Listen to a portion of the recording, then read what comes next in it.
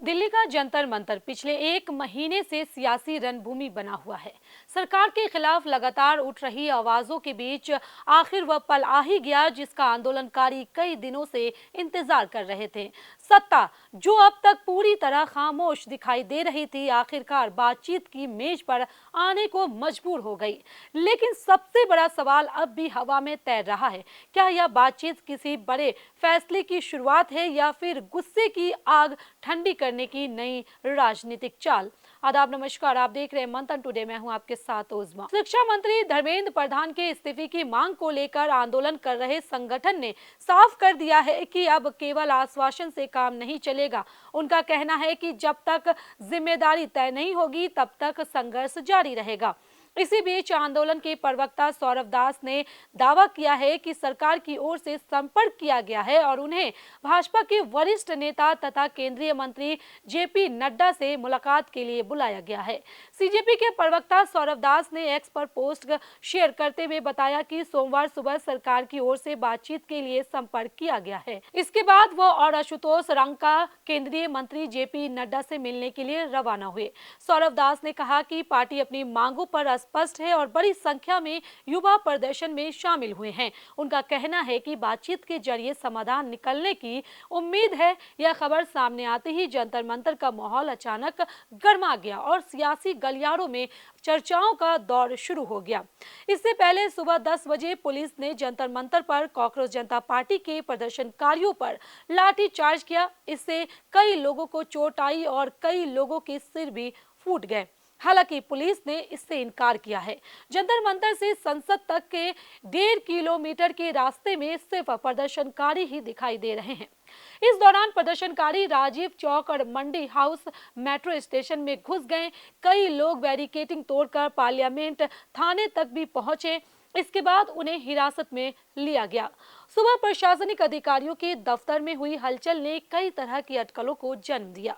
कुछ ही देर बाद सौरभ दास ने साफ शब्दों में कहा कि वह अपने साथी आशुतोष रंका के साथ बातचीत के लिए जा रहे हैं। उन्होंने दो टूक कहा कि आंदोलन की मांगों में कोई नरमी नहीं आएगी। अब फैसला पूरी तरह सरकार के हाथ में है। अगर सरकार समाधान चाहती है तो उसे ठोस कदम उठाने होंगे क्योंकि आंदोलन अब निर्णायक मोड़ पर पहुंच चुका है। कांग्रेस जनता पार्टी का मार्च संसद भवन के करीब पहुंच गया है।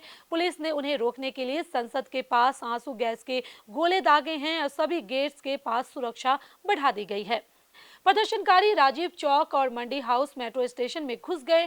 कई लोग बैरिकेडिंग तोड़कर पार्लियामेंट स्ट्रीट थाने तक भी पहुंचे। इसके बाद उन्हें हिरासत में लिया गया।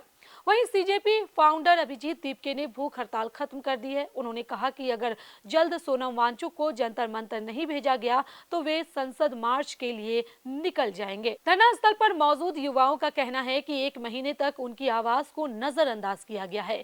अब जब आंदोलन ने राष्ट्रीय स्तर पर राजनीतिक दबाव बना दिया है तब सरकार बातचीत की बात कर रही है। प्रदर्शनकारियों का आरोप है कि अगर शुरुआत में ही उनकी बात सुनी जाती तो हालात यहां तक नहीं पहुंचते। आंदोलन की सबसे बड़ी मांग शिक्षा मंत्री धर्मेंद्र प्रधान का इस्तीफा है। इसके अलावा नीट परीक्षा विवाद के बाद जान गंवाने वाले छात्रों के परिवारों को 1 करोड़ रुपए की आर्थिक सहायता देने की मांग भी लगातार उठाई जा रही है। प्रदर्शनकारियों का कहना है कि यह सिर्फ आर्थिक मदद का मामला नहीं बल्कि पूरे शिक्षा तंत्र की जवाबदेही तय करने की लड़ाई है।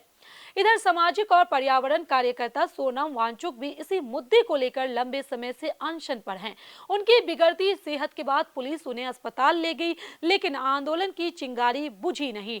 उनके अस्पताल पहुंचने के बाद संगठन के संस्थापक अभिजीत दीपके ने अनशन की कमान संभाली और ऐलान कर दिया कि लड़ाई तब तक जारी रहेगी जब तक मांगों पर ठोस फैसला नहीं होता।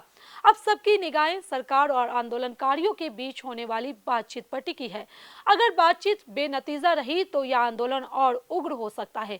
फिलहाल दिल्ली की सियासत में यही सबसे बड़ा सवाल गूंज रहा है कि क्या सरकार दबाव में झुकेगी या फिर जंतर मंतर की गूंज आने वाले दिनों में सत्ता के लिए और बड़ी चुनौती बन जाएगी।